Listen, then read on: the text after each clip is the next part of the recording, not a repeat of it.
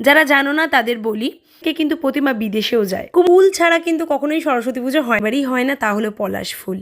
আধুনিকতার ছোঁয়া দেওয়ার চেষ্টা করে। জনপ্রিয় মেঠো গান ইনিবিনি টাপাটিনি বাবার হাতে হঠাৎ দেখতে পেলাম এরকম একটা পদক। ধরনের নাচ তো নাচের স্কুলে শেখে না, আর মাত্র কয়েকদিন হয়ে ছোটবেলাকে কবে দূরে ফেলে চলে এসেছি, কত কিছুই তো ভুলে গেছি, কিন্তু সরস্বতী পুজোর কথা কখনোই ভুলতে পারবো না।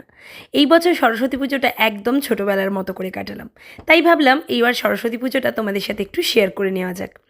এবছর আমরা সরস্বতী পুজো একদম অন্যরকমভাবে কাটিয়েছি, কারণ এবছর আমি সরস্বতী পুজো করেছি আমার বাপের বাড়িতে। আমার বাপের বাড়ি গুপ্তিপাড়ায়, অনেকেই হয়তো তোমরা জানো, যারা জানো না তাদের বলি, হুগলি জেলার গুপ্তিপাড়ায় হচ্ছে আমার বাপের বাড়ি, আর আমাদের পাড়ার নাম হচ্ছে হাটখোলা পাড়া। এইবার আমাদের হাটখোলা পাড়ায় সরস্বতী পুজোর 100 বছর পূর্ণ হলো, তাই এই বছর প্রায় 3-4 দিন ধরে আমাদের পাড়ায় প্রচুর আনন্দ চলেছে সরস্বতী পুজো উপলক্ষে। আর এই আনন্দের ভাগিদার হব বলে আমি গুপ্তিপাড়ায় গিয়েছিলাম এবছর সরস্বতী পুজো উপলক্ষে। তার উপর এবছর আবার সরস্বতী পুজো ছিল 2 দিন, 2 তারিখ আর 3 তারিখ। আমরা বাড়িতে পুজো করেছিলাম 3 তারিখ। আর সেই পুজো উপলক্ষে তো বাড়িতে প্রচুর কাজ থাকে, বুঝতেই পারছো। সব থেকে বড় কাজ যেটা, সেটা হলো মা সরস্বতীর প্রতিমা বাড়িতে নিয়ে আসা। সেই জন্য আমরা সবাই সকাল সকাল চলে গেছিলাম স্নান টান সেরে কুমোরপাড়ায় ঠাকুর আনতে। আর মাকে বলে গেছিলাম যে মা, যেখানে ঠাকুর বসাবো সেই জায়গাটা সুন্দর করে মুছে পরিষ্কার করে রেখো। আমি এরমই ঠাকুর নিতে চাইছি প্রীতম, এরম বসে থাকবে, কি ভালো লাগে না? ঠাকুর নিতে যাচ্ছ? পাড়ায় গেলে পেয়ে যাবে। আমাদের ওই ঠাকুরগুলো হবে না, করা যাবে না, টাইম নেই। এখনও কুমোরপাড়ায় পৌঁছায়নি, রাস্তায় যেতে যেতেই এক চেনা পরিচিত কাকু ঠাকুর বানাচ্ছিল, তার সাথে দেখা হলো। তো শুনলাম যে 2 তারিখই ম্যাক্সিমাম সবাই ঠাকুর নিয়ে চলে গেছে, যে কটা ঠাকুর বানানো আছে বা অর্ডার রয়েছে সে কটা ঠাকুরেই এখন শেষ তুলির টান চলছে। যেতে যেতেই বাঁদিকে চোখে পড়লো বেশ কিছু বাচ্চারা সুন্দর একটি ঠাকুর প্রতিমা এনেছে, আর সেই প্রতিমার পুজো করছে আজকে।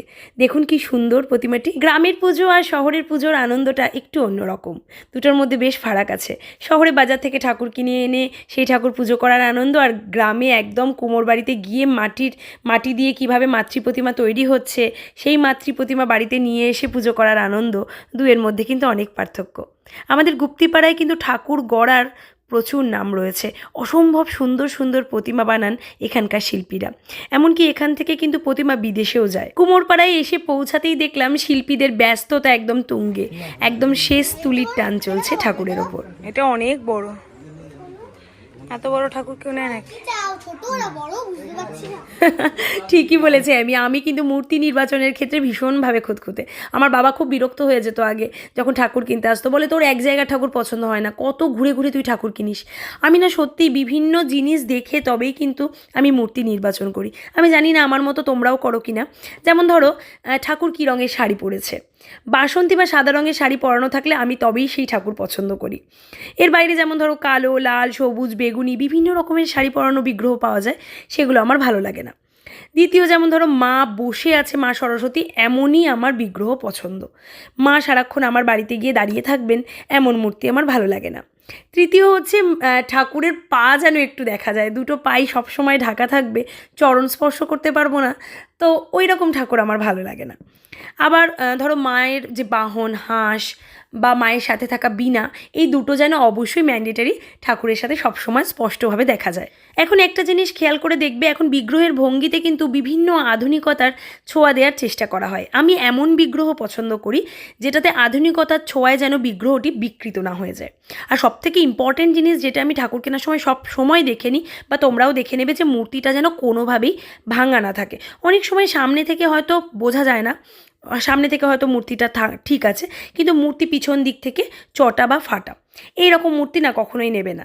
আমি এই সব ব্যাপারগুলো একটু দেখে নিই, তাই আমি এই বিষয়ে একটু সত্যিই খুঁতখুঁতে। এটা কমপ্লিট হয়নি তো না এখনো, বিনা দিনাগুলো? বাবা সরে সরে ঠাকুর আছে, ঠাকুরের মুখটাও সুন্দর।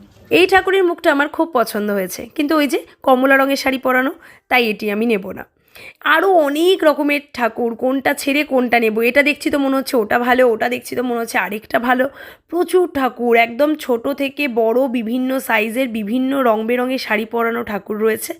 আর তার মধ্যে কিন্তু ম্যাক্সিমাম ঠাকুরই ওনারা বলছেন বেরিয়ে গেছে, কারণ 2 তারিখই বেশিরভাগ পুজো হয়েছে, তাই সেই সমস্ত ঠাকুর চলে গেছে। যে কটা ঠাকুর পড়ে আছে তাদের মধ্যে বেশ কিছু অর্ডারের ঠাকুর যারা অর্ডার দিয়ে গেছে, আর যে কটা ঠাকুর বাকি থাকবে সে কটা ঠাকুর আমাদের মতোই সকলে এসে পছন্দ করে নিয়ে যাবে। এবং এখানে প্রতিটা ঠাকুরের মুখই কিন্তু বিভিন্ন রকম, প্রতিটা ঠাকুরের মুখ ভীষণ সুন্দর, ভীষণ মিষ্টি, দেখলেই পছন্দ হবে। কোনো ঠাকুর দাঁড়িয়ে, কোনো ঠাকুর বসে, কোনো ঠাকুর আবার হাঁসের ওপর ভঙ্গিতে দাঁড়িয়ে রয়েছে। নানান রকমের ঠাকুর রয়েছে, একদম 200 টাকা থেকে শুরু করে 20,000 টাকা পর্যন্ত কিন্তু এখানে সরস্বতী ঠাকুর রয়েছে। তবে একটা জিনিস আমি এখানে দেখলাম, শহর আর গ্রামের প্রতিমার দামের মধ্যে কিন্তু বেশ পার্থক্য রয়েছে। শহর অনুযায়ী কিন্তু গ্রামের শিল্পীরা অনেক কম মজুরিতেই কিন্তু এখানে কাজ করে। আমি কেন বলছি, আমাদের ওখানে যে সাইজের ঠাকুর আমি 1000 টাকা দিয়ে কিনেছি সেটা কিন্তু এখানে 500 টাকায় পাওয়া যায়। মোটামুটি পার্থক্যটা কিন্তু এতটা মতো রয়েছে। আমি এখানে ঢোকা মাত্রই আমায় বলল, মা কুমোরপাড়ার গরুর গাড়ি বোঝাই করা কলসি হাঁড়ি। আমি আমিকে সেটাই বোঝাচ্ছিলাম যে বোঝাই করা কলসি হাঁড়ি নিয়ে কুমোরপাড়ার গরুর গাড়িগুলো এখন আর চলে না, কারণ সত্যি দাম বাড়ছে মাটির, কমছে মাটির তৈরি জিনিসের ব্যবহার।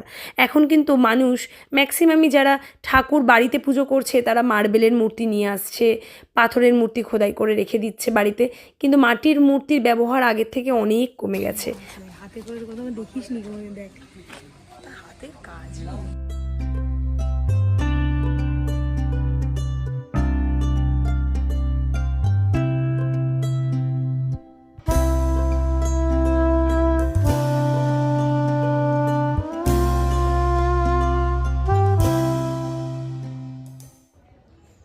তোমার কোনটা ভালো লাগছে? আমার তো মানে একটু ইউনিক লাগছে ওইটা, বসে আছে না, এটা কিন্তু বডি কিন্তু নিচের পোর্শন মনে হচ্ছে একটু ছোট, দেখো সরু, হ্যাঁ সরু, মাথার উপরে পোর্শন মনে হচ্ছে একটু বড়, মনে হচ্ছে না? তা ঠিক। দেখো ওটা নেবে নাকি এটা নেবে, দেখো আগে বলো, তুমি বলো, দুটোর মধ্যে দুটোই সুন্দর।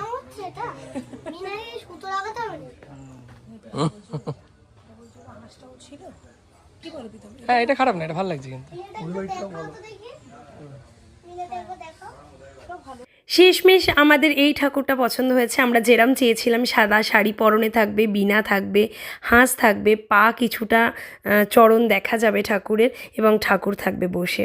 তো সেই মতো কিন্তু এই ঠাকুর আমাদের একদম মন মতো হয়েছে।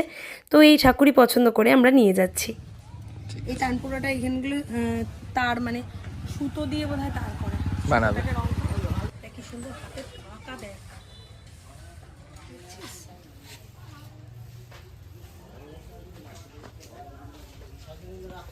ছোটবেলায় আঁকা শিখতে গো না, এটা অটোমেটিক করতে করতে শিখে গেছে না? দেখ এটা মানে ভগবান দত্ত জিনিস। ঠাকুর নিতে এসছে সবাই, দেখো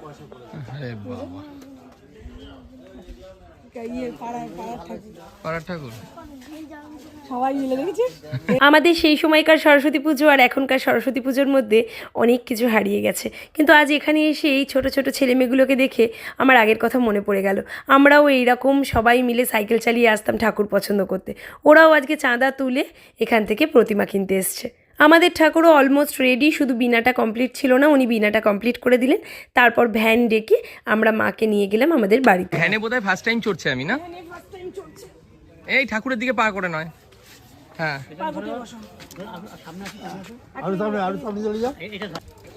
ও নিয়ে যাবে।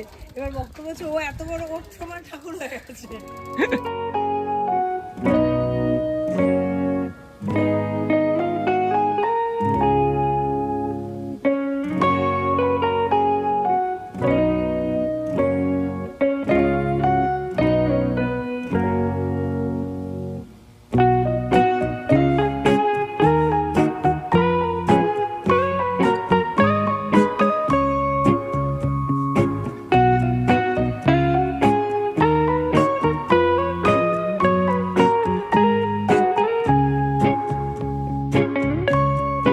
বাড়িতে ঠাকুরটা রেখে দিয়েই আমি আর প্রীতম চলে গেলাম ঠাকুরের বাকি জিনিসপত্র আনতে। আর যেতে যেতে এই দেখো আমাদের ক্লাবে কি সুন্দর পুষ্প প্রদর্শনী করা হয়েছে, দেখিয়ে দিই তোমাদের, পরে ভিডিওতে আরও ভালো করে দেখাবো। আর এই যে স্টেজটা তৈরি হয়েছে, এখানেই সরস্বতী পুজোর প্রোগ্রাম হবে। আমি পরের ভিডিওতে সরস্বতী পুজোর প্রোগ্রাম, ক্লাবের ঠাকুর সমস্তটা পরের ভিডিওতে ভালো করে দেখাবো, যেতে যেতে যেটুকুনি দেখানো যায়। এই হলো আমাদের ক্লাবের ঠাকুর। তো চলো এবার যাই বাজারে, ফল ফুল ঠাকুরের বাকি সমস্ত দশকর্মার জিনিসপত্রগুলো নিয়ে নিই। এটা কটা লাগবে? এটা 4টে নিই। নিই না, ওই হলুদ নাও না, হলুদ মিশিয়ে না। হলুদগুলো কেমন হয়ে যাচ্ছে, হলুদগুলো ভালো না।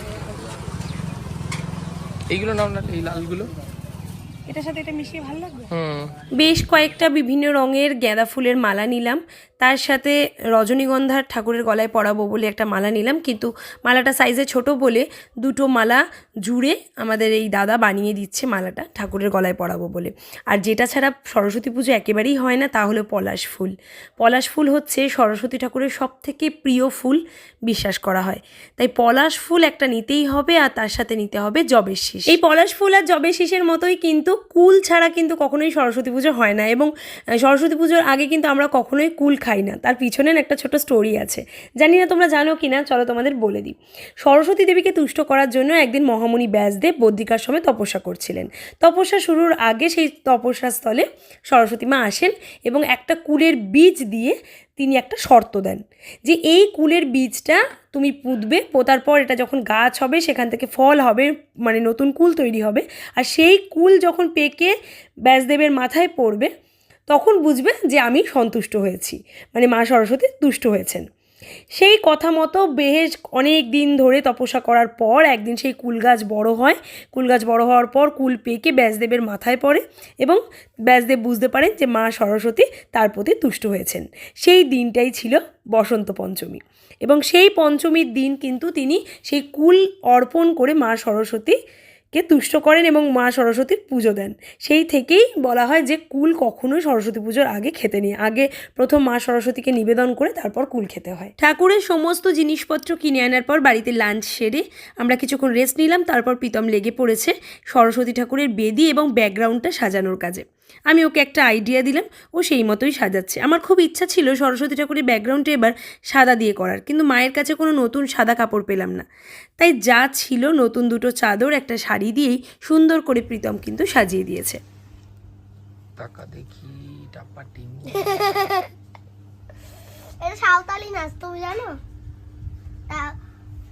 এই যে ইনিবিনি টাপাটিনি। হ্যাঁ, আজ আবার এই জনপ্রিয় মেঠো গান ইনিবিনি টাপাটিনিতে আমি আবার নাচ করবে আমাদের পাড়ায়, তাই বিকেল হতে না হতেই ওকে আবার সাজাতে বসতে হলো, কারণ ওকে সেই রকমই একটা লুকস দেওয়ার চেষ্টা করেছি, নাচটাতে যেরকম লুকস দরকার।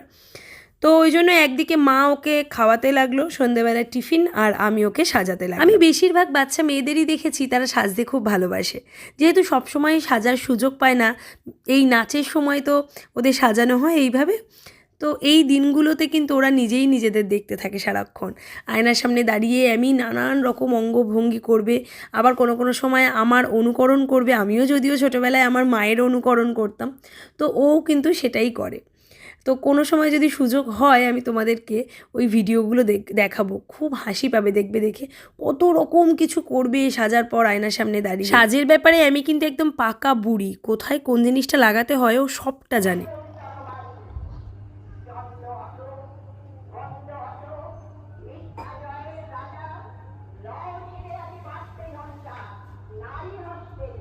পাড়ায় সাংস্কৃতিক অনুষ্ঠানগুলো শুরু হয়ে গেছে, আওয়াজ শুনতে পাচ্ছি বাড়ি থেকেই, তাই আর দেরি করা যাবে না, এবার ঝটপট আমিও রেডি হয়ে নিই, দিয়ে যাই।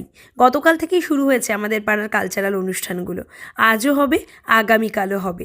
যেহেতু এই বছর বললাম না 100 বছর পূর্ণ হয়েছে, তাই জন্য 3 দিন ব্যাপী আমাদের এই অনুষ্ঠানগুলো চলেছে। একটু বড় করে হয়েছে এই বছরের সরস্বতী পুজোটা। আমি গতকাল আবৃত্তি পাঠ করেছে, আজকে নাচ করবে, আগামীকালও আবৃত্তি পাঠ করবে।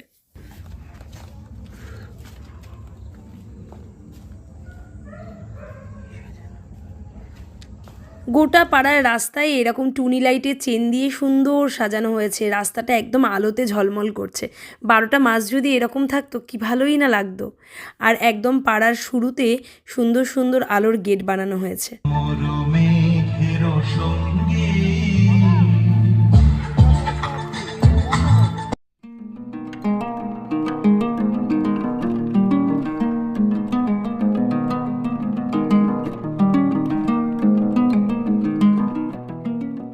বাবার হাতে হঠাৎ দেখতে পেলাম এরকম একটা পদক। তো বাবাকে জানতে চাওয়ায় বাবা বলল এই প্রোগ্রাম শুরু হওয়ার আগে নাকি পাড়ায় বয়স্কদের সম্মান দেওয়া হয়েছে, তাতে পুষ্পস্তবক আর এরকম পদক দেওয়া হয়েছে। তো বাবাকে বললাম দেখো বাবা, তুমিও এবার বয়স্কদের জায়গায় পৌঁছে গেলে। সময় কিভাবে চলে যাচ্ছে, এক সময় দেখতাম বাবারা পুজো করছে আর আমরা এরকম স্টেজে কালচারাল প্রোগ্রাম করতাম, বিভিন্ন রকম কালচারাল প্রোগ্রাম, নাচ গান নাটক আবৃত্তি। এক সময় আমরা এই স্টেজে নেচেছি। আর আজ পাড়ার সমস্ত ইয়ং ছেলেমেয়েরা দায়িত্ব নিয়ে কি সুন্দরভাবে পুজোটা করছে। এখন বাবারা অনেকেই বয়স্কদের জায়গায় পৌঁছে গেছে, আর সেই প্রোগ্রামে আজ আবার আমার মেয়ে নাচছে। ভাবা যায় একদিন এই স্টেজে আমি নেচেছি, আজ আমার মেয়ে নাচছে। দিনগুলো যেন কত তাড়াতাড়ি পেরিয়ে যাচ্ছে। অ্যামিকে এই সমস্ত ছোট ছোট গানের নাচগুলো কিন্তু আমিই শেখাই বাড়িতে, কারণ এই ধরনের নাচ তো ও নাচের স্কুলে শেখে না, আর মাত্র কয়েকদিন হয়েছে ও নাচ শিখতে শুরু করেছে। অনেক ছোটোবেলায় নাচে দিয়েছিলাম, তারপর নাচটা অফ করে দিয়েছিলাম, কিন্তু আবার এখন দেখছি নাচে খুব ইন্টারেস্ট, তাই নাচটা আবার কন্টিনিউ করছি। তো আমি যেহেতু ছোটোবেলা থেকেই নাচ করেছি, তাই বাড়িতেই মোটামুটি টুকটাক আমিই ওকে নাচ শেখাই। এই নাচটা মাত্র 7 দিনেই কিন্তু আমি বেশ সুন্দর তুলে নিয়েছে। আর ওর না স্টেজে ভয়টা খুব কম, মানে একদম জড়তা নেই। খুব সুন্দরভাবেই 7 দিনে নাচটা দেখলাম স্টেজের মধ্যে পরিবেশন করল। অ্যামির এই নাচের পারফরমেন্সের পুরো ভিডিওটা না আমি এখানে দিলাম না, কারণ এই ভিডিওটা অনেক লং হয়ে যাচ্ছে। আমি এটাই একটা শর্ট ভিডিওতে আপলোড করে দিচ্ছি, এই নাচের ভিডিওটা সেখান থেকেই তোমরা দেখে নিও। আর অবশ্যই কিন্তু কমেন্ট করে জানিও ওর নাচটা তোমাদের কেমন লাগলো। তো আগের দিনটা সরস্বতী পুজোর এইভাবেই কেটেছে। এর পরের ভিডিওতে তোমাদের দেখাবো আমরা সরস্বতী পুজো কীভাবে কাটালাম। আর সরস্বতী পুজোতে এবার ভেবেছি একটু স্কুলগুলোতে যাব, মানে অনেক দিন আগে তো নিজে স্কুলে যেতাম, এবার ভাবছি মেয়েকে নিয়ে একটু দেখাবো মায়ের স্কুল কীরকম, মায়ের স্কুলের পুজোটা একটু দেখিয়ে আনবো। তো সেটা থাকবে পরের ভিডিওতে। তাই অবশ্যই বলবো আমার চ্যানেলটা তোমরা দেখতে থাকো, ভিডিওগুলো ভালো লাগলে লাইক করে দিও, আর চ্যানেলটা দেখতে ভালো লাগলে সাবস্ক্রাইব করে নিও। আজকের ভিডিও এখানেই শেষ করছি, নেক্সট ভিডিও নিয়ে আসবো খুব তাড়াতাড়ি। টাটা।